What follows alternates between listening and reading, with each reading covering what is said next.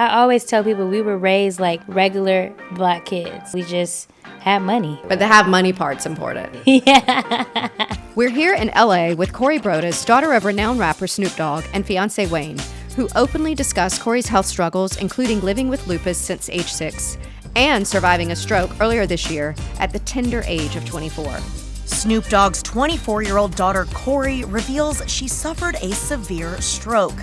This led her to prioritize her well-being while focusing on her mental health by turning off the noise. But I don't care what nobody got to say. You just got to just silence the noise and live for you. I'm a princess. I love it. We talk of their family-oriented values, and both Wayne and Cori rave over Snoop's parental leadership. He's so fun. He's so fun. He's so caring. He's just so kind, and just so supportive. And not even sometimes financially, just giving me that advice and checking in on me and just making sure that my head is on straight and letting me do what I want to do, not telling me what I should do. Letting me figure it out and being there to support. Their story conveys gratitude and a commitment to share blessings, inspiring resilience and empowerment. Listen, laugh, and learn as together we pass the power, one episode at a time.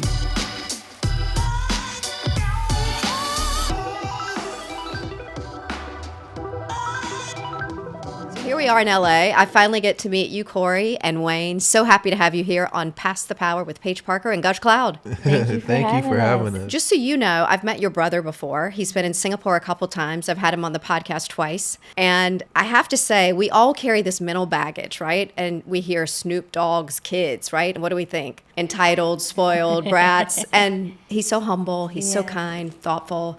I can just tell from your energy, you're just like that. Thank you. So I think that's kudos to your mom and dad. I always tell people we were raised like regular black kids. Like, we got our phones taken away. We got no punishment. We just had money. That was really it. But the have money part's important. Yeah. And the other thing, for context, for those of you watching and listening, is that the two of you are engaged. Yes. And she's got a nice rock on her finger. And we're going to talk about that later. But we have to lead this talking about your health. Yes. I know you were diagnosed with lupus when you were only 6 years old. Mm-hmm. And I also know in January this year, you suffered a stroke. Walk us through what's happened. Yeah, so like you said, I got diagnosed with lupus at the age of 6. And prior to that, I was just really, really sick, and we didn't know what was going on. I was getting a bunch of tests done.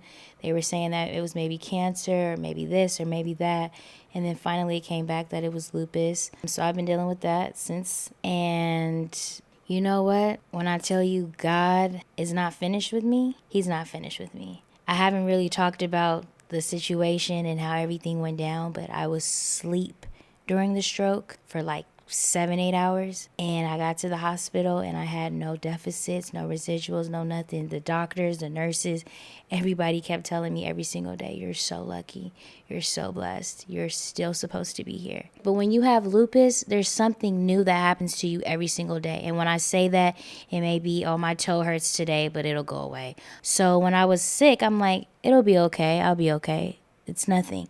So I got home, I got the flu, and then I just was really, really sick. Wayne was so worried, like he was crying, like, I don't know. It's like, are you dying? Like, what's wrong with you? I'm like, I don't know what's happening to me. One morning, Wayne was like, okay, enough is enough. We're going to the ER. And I hate the ER because it's just sick people everywhere. It takes so long. You're about to die. And so we get there, and I'm like, this line is too long. Everybody coughing. Let's go home. We get home at like 6 in the morning. I wake up to use the restroom, and my legs just go completely numb.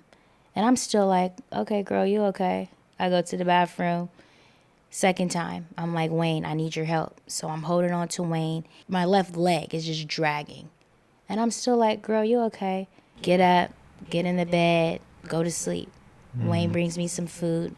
My food is falling out of my mouth, dropping out of my hand. She couldn't even eat it. I'm like, Wayne. He comes, wipes my face, gets me together.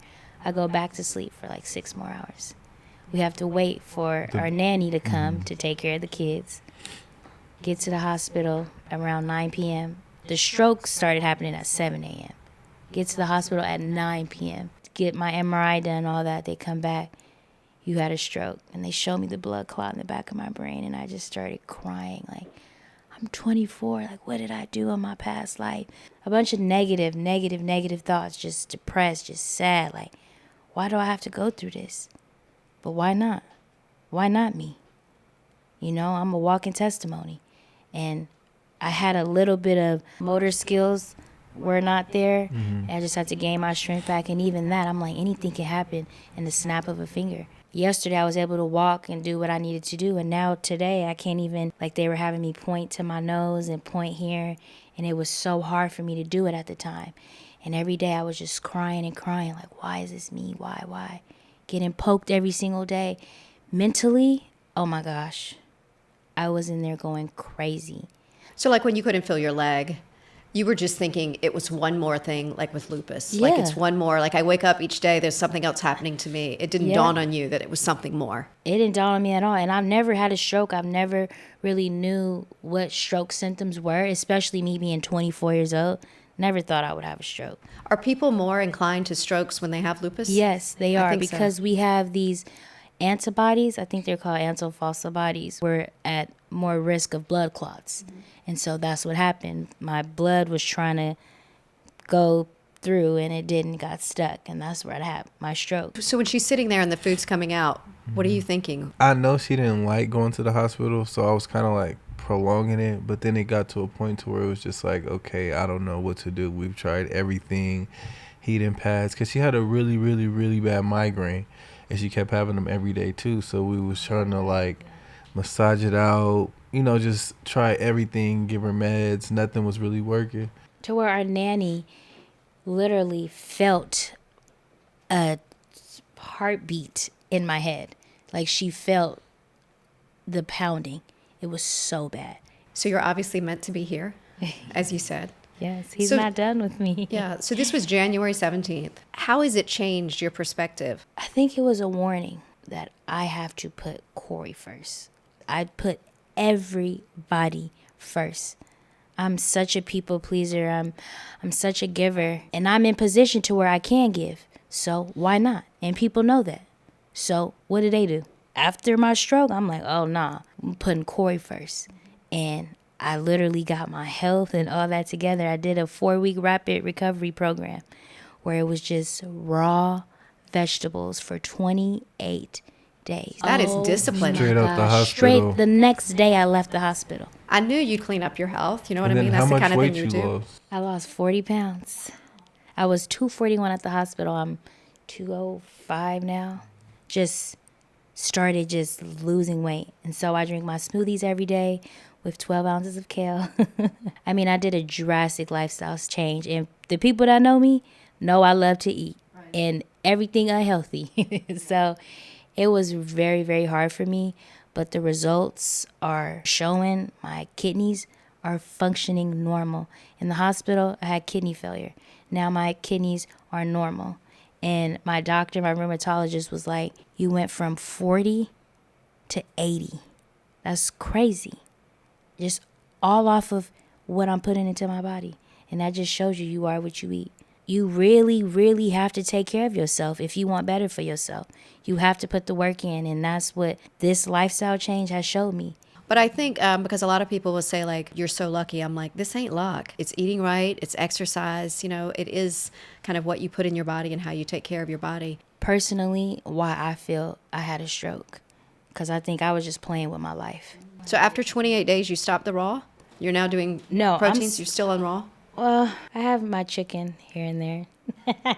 But yeah, I'm still sticking to the script. I said once this program is over, I don't want to relapse and go back. I think you have so many followers, and if you do believe that you're still here for a reason, it's probably a story that could inspire a lot of people. The day I left the hospital, I was in the bathroom crying, and I said, Lord, I'm going to tell the world about you. I said, I am going to tell the world that you are real, you exist, because there's no way. There's no way. And I don't know the seriousness of strokes and the fact that I'm okay. I thank God every single day. Like, that's a blessing. I'm supposed to be here still. So keep going. Move forward. You're going to go through stuff. That's a part of life. Nobody's life is perfect. Life is life. You're going to have your ups and your downs, but you got to keep moving. So besides the food, and are you exercising? Yes. So I just started working out last week. I started chiro yesterday. Oh, I saw that on your story. I wanted to yes. ask you because I really wanted to do it. It's so many health benefits. I don't really know all of them. I don't want to just say stuff and I don't know what I'm talking about. But it helps with inflammation. Inflammation is really the biggest one for me. Just 'cause when you have lupus, you have lots of inflammation. It's really all just a mental thing. And that's what I'm learning. You just got to sometimes trick yourself. I'm just tapping into myself, like I said, taking care of Cori and investing into myself, my health. Because health is wealth, right? Right, health as well at the end of the day. I know So, you've yeah. been very affirming on body positivity, and I wonder how you kind of navigate the beauty standards in the entertainment industry because they're insane now. Oh my gosh. Just really being you and finding out who that is. You know, what do you like? Even me, I'm still finding out certain things that I like and just finding things that fit your body type. You know, like there was these tights that I had on the other day and they just didn't fit my body type. So maybe those are just not the tights for me. But my main thing is really just tapping into yourself and loving you for who you naturally are. And I never shame people who do get work done because there's certain things that I used to want done. But I mean, the beauty standards are so, don't you think they've gotten to the point where They're so high to where it's like to go to the grocery store, I gotta look like I'm going to a fashion show. But I don't care what nobody gotta say because when it's time to clean up, I cleans up very well. You just gotta just silence the noise and live for you. And I feel like that's why a lot of people gravitate towards me and towards our brand because we accept everyone. Well, let's talk about the brand. So it's Choc Factory, and I saw online you've got beauty, skincare, and I think maybe some athleisure. You tell me. Technically, Choc Factory, we're a lip care brand. We want to specialize in lip care needs to enhance your beauty. You know, it's not to mask it or cover up. We're not that type of cosmetic brand, you know? Like just like Cori, she has on our clear gloss and brown liner, but it's not like covering her natural lips. So I think that's our point in that, just to Highlight your natural beauty.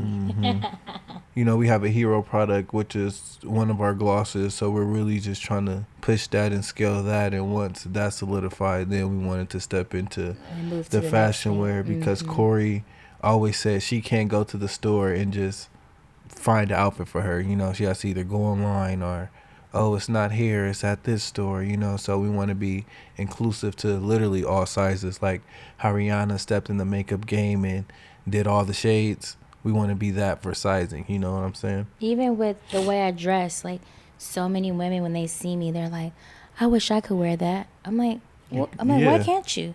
Because half the time I got on a sweatsuit with some chunky shoes or Crocs or tennis shoes, slides, and they're like, I want to dress like that. I'm like, you can. But like you said, the beauty standard is so high, you got to have this on and that on to be fly or to be accepted when you really don't. You just got to be you. And where can we buy them? So we're not even going to guide you guys to where to go. Just wait for our launch. And Okay. But you can't tell us the store yet. No. No. I thought No. maybe you just let it slide. No, we're still like, Finalizing. yeah. Well, I feel like the elephant in the room is your dad. And I'm sure that everywhere you go, something that hangs over you. And obviously there's such privilege and greatness that goes with being his daughter, but also probably it's a pretty heavy load to carry too. It is. Can you tell us what's the best part of being Snoop's daughter and kind of the worst part? The best part is just having him as a dad. You know, like he's such a great dad. And I mean that with everything in me. He's so fun. He's so fun. He's so caring. He's a giver too. He gives until he can't give no more. And I think that's where we all get it from. He's just so kind, like, and just so supportive. He supports whatever I want to do. And not even sometimes financially, just giving me that advice and checking in on me and just making sure that my head is on straight and letting me do what I want to do, not telling me what I should do. He letting me figure it out and being there to support. And that's what I love about him. And I think that's the best part is he lets his kids be him and figure it out. The worst part, people's expectations. Overall, I love being his daughter. I love being a princess. I was literally at the hospital and the nurse, my security, she was like, do you know this man? Like, who is this man? And I was like, oh, that's my security. She's like, oh, what do you do? I'm like, I'm a princess. I love it. And she didn't say nothing else. She just put my IV in and left. Like, girl, you asking too many. Like, just relax. I'm the princess. And then my security, he was like, that's just what I tell people now. The princess is coming. This is the princess. But I mean it in the most humblest way. I'm a princess, and that's just what it is. I'm a nice, sweet princess, though. He still kind of guides us in the right direction, and he still like wants us to come to him for that advice and for that, because he sees we're getting engaged and we're getting married. He's been there, he's done that. We trying to run businesses, he's been there, done that. So it's kind of like, you know, he just respects us as people, as a couple, and it's the best relationship you can honestly ask for, especially for in-laws, because, you know, people don't have the best relationship with their in-laws.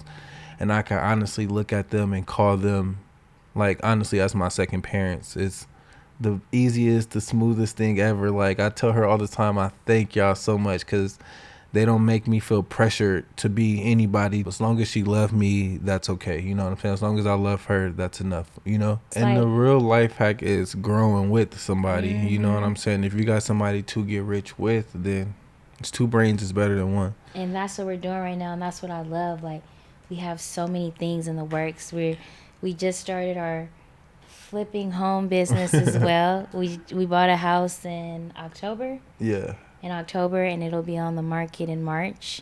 So we're just trying to get What to else it. is brewing? What else are y'all working on? Actually going to have a foundation.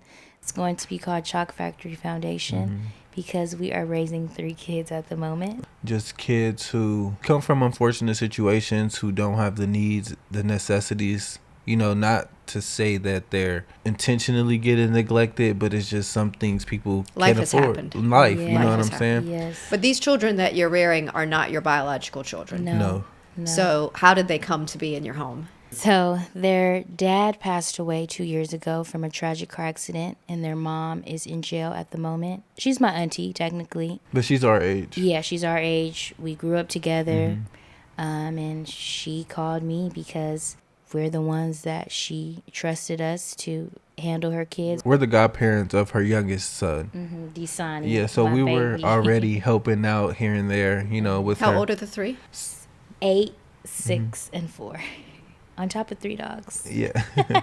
But that led you to this notion of starting the foundation so that Yes. other children like this Yes. can receive help. Because it's some things that's not just like schooling, and we want to be that bridge to help the parents to be there for the child, not necessarily be like a government aid program, but just be that bridge to help them either provide or to get help to get on these programs, because you have to have some type of knowledge, you know, and It kind of reminds me of my dad's SYFL program. exactly. Like giving kids opportunities to not be in the hood, to not be a gang member or be in jail or be dead, you know, giving them the opportunity to succeed in life and be something in life.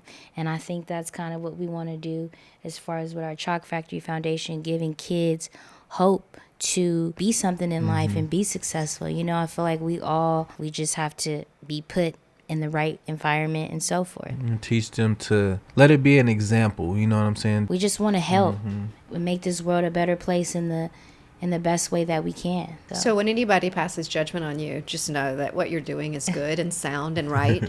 So let them talk, you know? I mean, that's so sure. admirable, and I'm very happy to hear that you have moved to the idea of having this foundation to help, because like you said, knowledge is power, and so many people don't know how to get the help or where to Yeah. go or what to do. So For sure. that's fantastic. Thank you. Thank you. So the wedding, I read in Teen Vogue that you had to get a new venue. So life kind of happened for us. We actually postponed our wedding. Then the kids came in July 27, 2023. The kids came, and it was just like, life just started lifing. And Trying to enroll, trying to enroll them into school. updating them on shots. It was just a lot. It was like literally a lifestyle change. So we just said, we'll just postpone it. We'll focus on these kids and our business. And there's no rush. We're only 24, 26. You know, we know what's up. We got each other. We're building our empire. We're okay. things are finally like settling down with the kids and everything. Like we're finally on routine. You can breathe. Yeah, a little bit. Yeah. Not all the way. I'm still like suffocating. Yeah, a me little. too. So, Wayne, I know that you were an athlete and you did some modeling, and I saw online that you were getting into acting. Is that still something that is in your space? It's something I've always thought about, but I've never actually pursued it. You know, haven't really focused on that. I've just been more focused on like the photography side of things and creative directing. But He has such a great eye. I think so too, that he brought out my beauty for sure, and he made me see it. You know, like I've always said I'm his muse. Like whatever he want me to do, he'd be like, "We shooting tomorrow." I'm like, "Okay." Call up my glam squad, and I just take his direction. Like whatever you need me to do, I got you. Well, how do y'all manage? Because you've got this relationship and you're also working together on this business and building this empire you talk about. I mean, is it ever too much? Y'all are together a lot. Oh my gosh, that's so crazy that you say that, because we talk about that all the time. So when it's time to chill and relax, he's gonna go chill, relax, and I'm gonna go chill and relax. we chill very different. To where it's like we lack that romance, right? To where it's like, okay, we together all the time. I don't get away from me. I don't want you Yeah. kissing on me. I don't want you hugging. Like, I need a break from you. Yeah. You know, so You have to make time, and I think that's part of why I feel like it was so easy for us to postpone the wedding too, as well, because I feel like we was lacking that side of like, no, it was more so business, kids, like, but we're still together.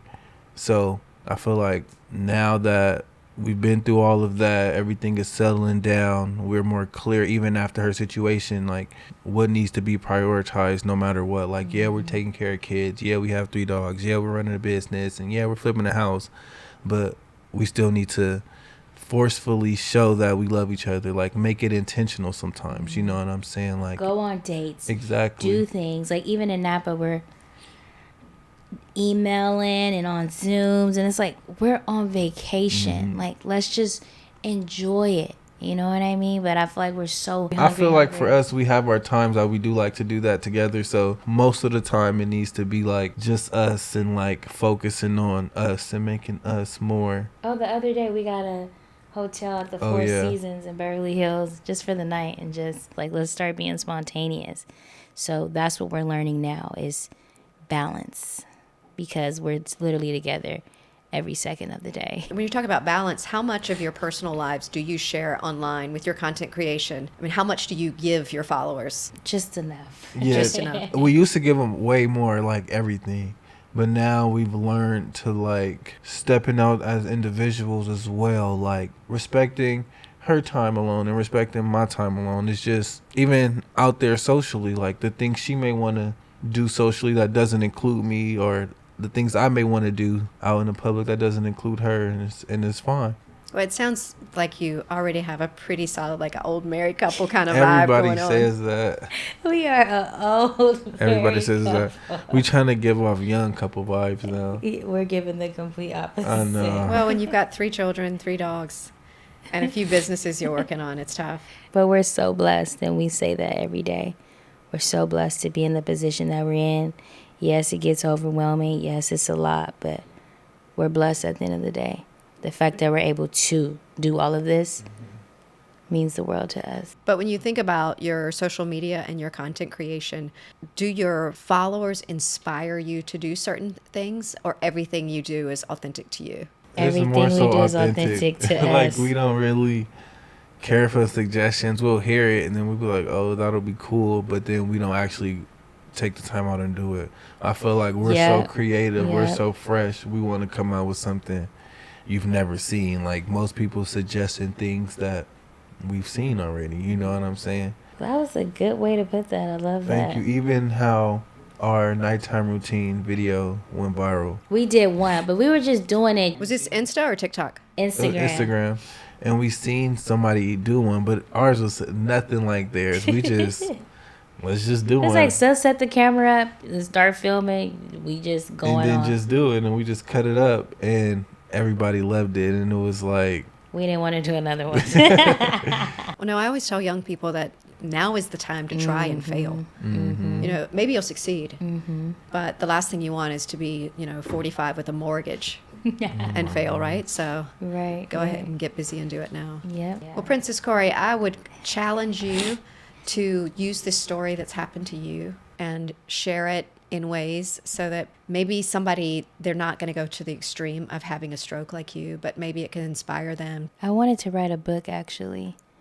I think that'll be the best way to express my story from the start to where I'm at now. Because I know mental health has been something that you've always... Since a little girl, I've been depressed. Always, why me? Why me? Why me? Why? Even with the kids that we have now, I get sad sometimes seeing them be kids because I never got to be a kid. I never got to play and be energetic and do flips and, you know what I mean? Because I was always tired. I was always sick. But I made it. I'm still here, you know, but... And you're not asking why me anymore? No. Why not? In the beginning, I was just crying. Why? But now, that's just what it is. What am I going to sit and cry and mope about it for? It has to get done. I'm going to do it, and I'm going to move forward. You can't just keep sitting there crying about it because you got to do it. Just trust the process. You're going to be okay. So having that mindset, this is just what you have to do, and you're doing it. Keep doing it. It's not for long. You got it. So I guess before we close, I would love for you both to give one piece of advice to creators out there with aspirations. Ooh, consistency. Consistency is key. I'm going to say one word, confidence as well, because you got to be confident in everything you put out. Like, you're going to have days where people are not going to like what you do, or they may not see your vision. I be telling her some things and she be like, what? Boy, no. Until like I physically have to put her in it, she still don't feel it until the final product is there. Like, I had confidence in my work. I did a Black History thing and I wanted to do, like, inspiration was Diana Ross, and she did a Diana Ross pose, and I'm like, I gotta go to Bed Bath & Beyond and get this. I gotta get this shower curtain rod. It was like this half shower window curtain. And I'm looking like, She was like, what? And then I was like, you gotta get this Afro wig. And then she was just not feeling it. But then, like, it's the most beautiful thing in our house. So like, beautiful. It's literally like artwork. I just want to tell people to just be confident in your work and your creativity. It's going to come a long way. People aren't going to see the vision. They may not never see the vision. You see the vision. You know what I'm saying? It's your work. You got to do it for you. I thought you were going to say, just do you or be you. I was going to say that. And then when you said, She was you trying to knew be what I was different. going to say. She's like, And then she's not going to read my mind. No, but I was going to say that. And then consistency did come up because when you said that, it triggered my brain with what I'm doing as far as the new lifestyle changes. Oh, can I ask you a question? Oh, of course. What do you do for your health? Because you look so You good. look so bomb. I'm like, Oh, well, thank you. you look But great. like before, I was saying that people sometimes will be like, oh, you're so lucky. And I'm like, it's not luck. I eat well. I exercise. I do a lot of boxing. That's like my new thing in the last year is I started doing HIIT and boxing. It really changed the biceps. I just became way more disciplined because I'm living now so that, because my kids are 20 and 6 and 15, so that I can be like a badass when I'm 75. Yeah, even when we walked in, I'm like, damn, she look good. That's why I'm like, before I went to the bathroom, I'm like, you bomb. Oh, that's so kind. Yeah. Well, speaking of old, where do you guys see yourselves when you're 60? Ooh, When I'm and 60, at my dream home, I might get my dream home, feet kicked up, getting a massage. I think I'm going to be in a golfing club. Like, you know, just some membership. I don't know. Just retired, have our properties. We want a resort. Where's your dream place for the resort? We haven't got that far. We said somewhere like Napa where it's like just in the middle of nowhere and just peaceful and just. We all are on your way. Thank you. And I've loved talking to you. We and did too. I'm so grateful you're willing to share about your journey. Thank you. And you're there and have her as the muse driving you. It's a great conversation. I appreciate it. Thank you We for having Thank you us. for you. passing the power. Power Tribe, I am delighted to have you along on this adventure. Thanks for listening, watching, and yes, subscribing. Hopefully, we've elevated your day. That's what we aim to do on Pass the Power, available on Spotify, Apple Podcasts, and YouTube. Recording and exploring content creation in LA with Gushcloud for this new season was nothing short of epic, both entertaining and enlightening. I hope you agree. Or not. Do let me know, since your feedback and guest ideas fuel our journey. And please drop me an email at pp@paigeparker.com. And if you want more behind the scenes magic, follow at Paige Parker on Instagram and TikTok. Let's keep the good vibes flowing while we pass the power, one episode at a time.